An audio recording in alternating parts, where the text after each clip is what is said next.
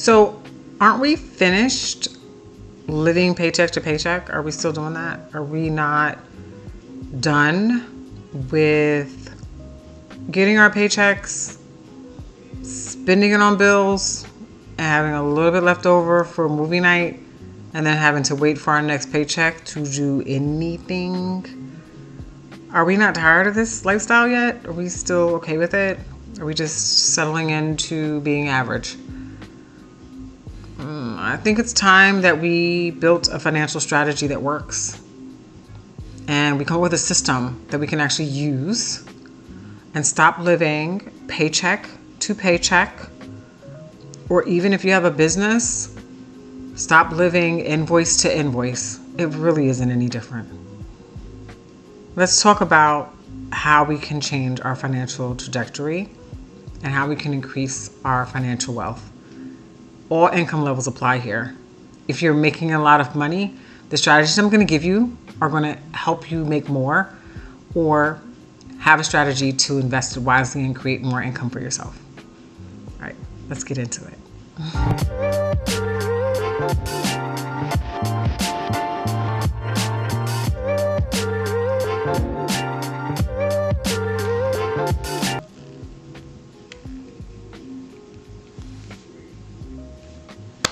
Okay, so here we are. We are going to talk, first of all, about what kind of lifestyle strategies you may need and how you can create systems for your life and your finances. And we're going to go over some things that are going to help you increase your financial well-being. The first step, the most important step, do I need to do the GPS story? You know the story that you've heard where people say, you can't go anywhere until you know where you are? Because that's kind of like the same energy here. How in the world are we going to create a financial blueprint for you if you don't even know where you're currently starting from? So step one, find out where you are. How are you going to do that?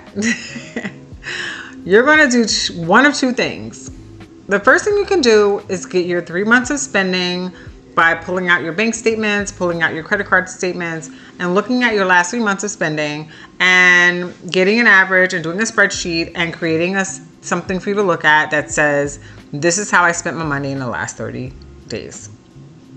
But what I would recommend you do, what is going to be a much better fit for you to do, is to take 30 days, starting from tomorrow, and you're going to track every single nickel, dime, or penny that you spent.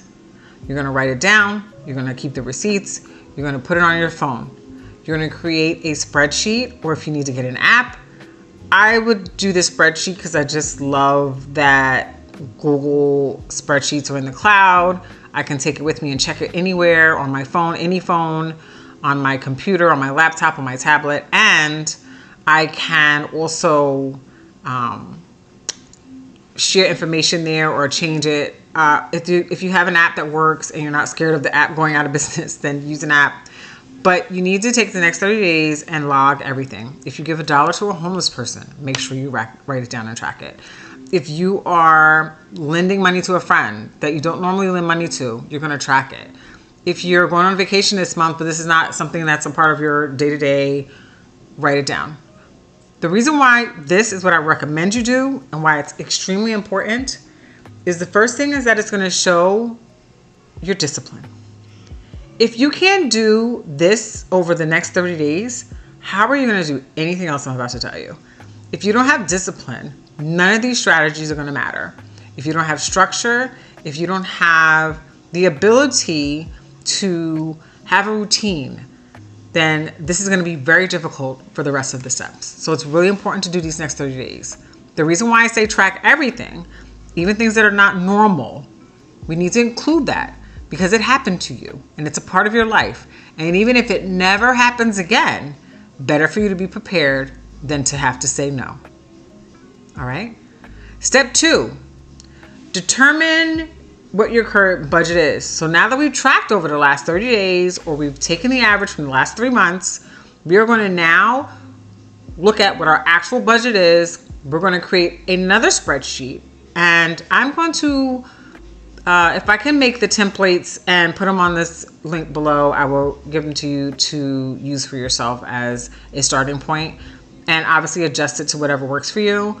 But what we are going to do now is keep our budget on track. We're going to check it every month or every week, depending on how your time management is. We're going to put in there, this is what our income is, this is what we're bringing in, this is all the money that we have as resources. We're going to put what we like to be doing, what we should be doing, paying ourselves first, savings, investing, and tithing if you do that, which I do. And then we're going to have a place for all of our expenses. We're going to chunk it into our mandatory expenses, rent, car note, if you have student loans.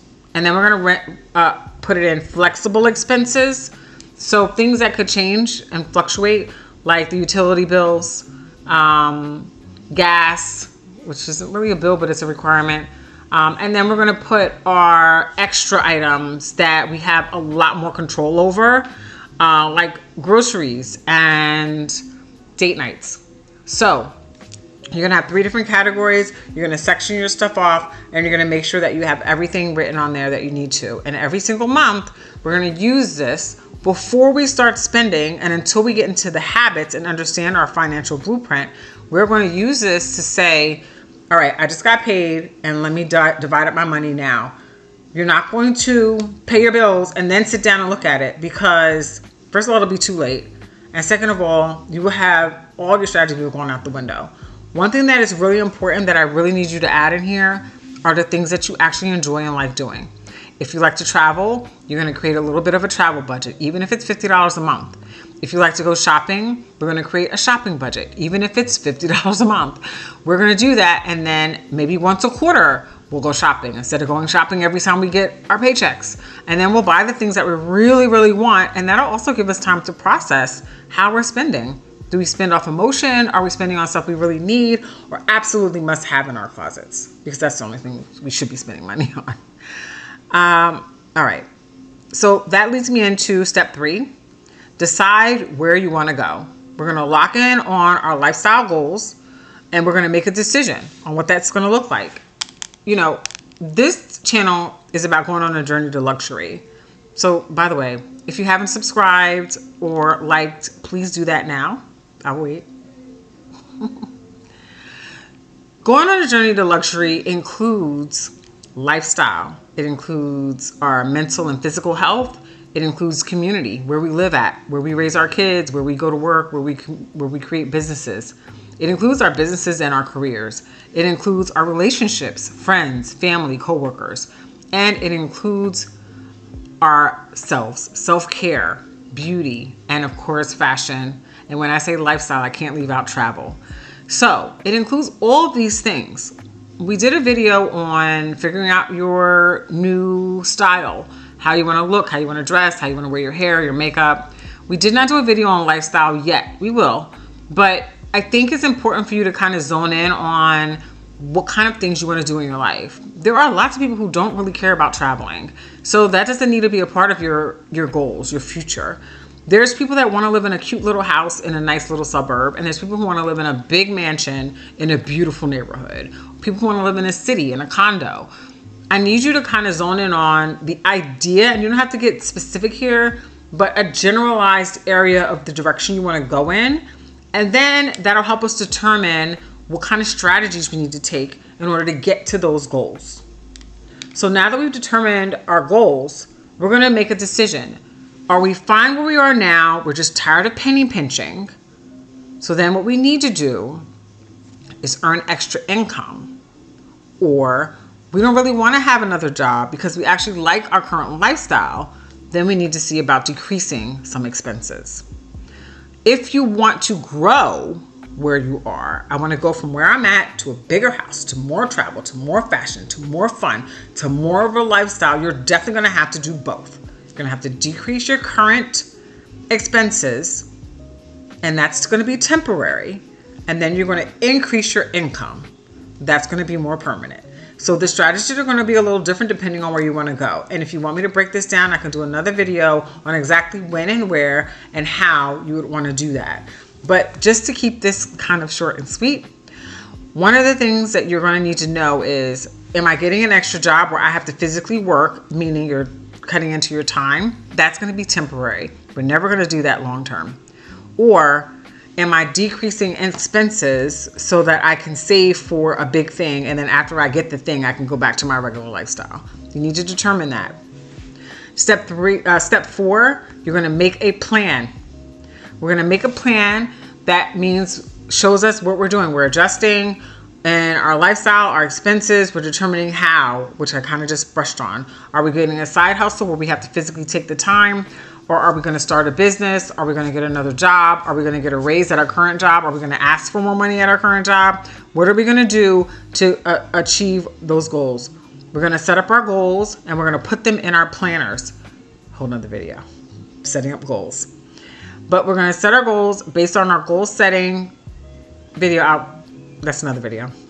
And then we're going to check it daily. We're going to make sure that we're on track for achieving our goals, not just the financial, but our physical, side hustle, business goals, and all those other things. Okay. And we're going to do something every day towards those goals.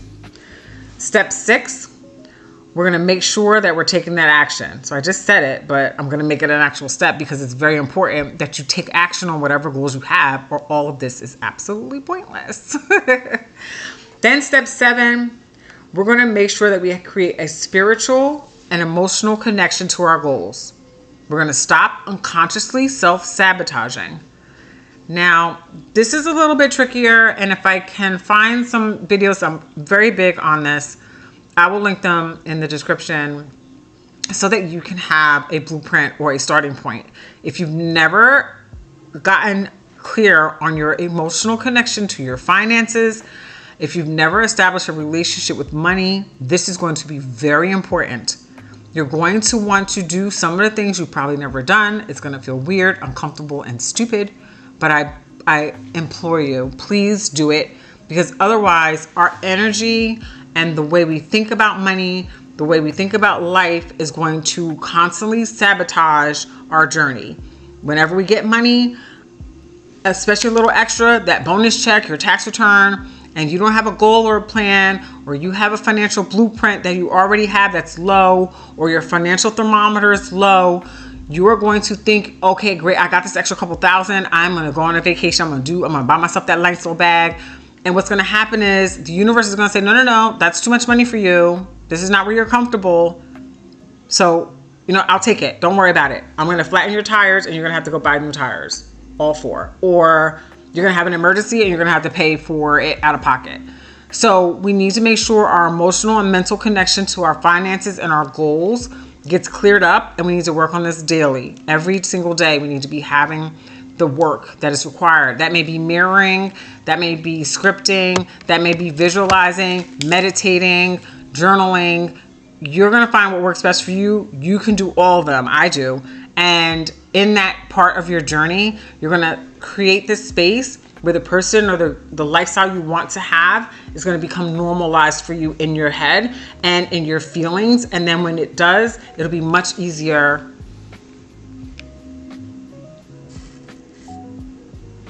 It'll be much easier for you to achieve all of those goals. All right. That's it. Short and sweet, super simple. As I said, I'm going to try and see if I can link the spreadsheets below.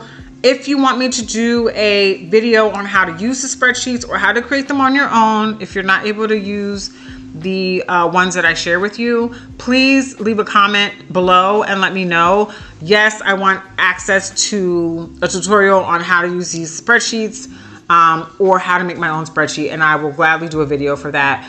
But I think I want to just say thank you so much for watching until the end of this video.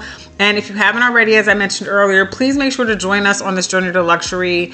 Even if it's just for small improvements in your life. If you're like me, you have big giant goals. And if you're not, you still want to have improvement. You want to have better things going on in your life that include your finances, travel, your experiences, your lifestyle, your relationships, at work, at home, with your partner, with your family. You want to have better career / entrepreneurship things happening for you. You want to make sure that We're improving on our fashion and our self-care, and I'm going to include beauty and self-care because that's also very important.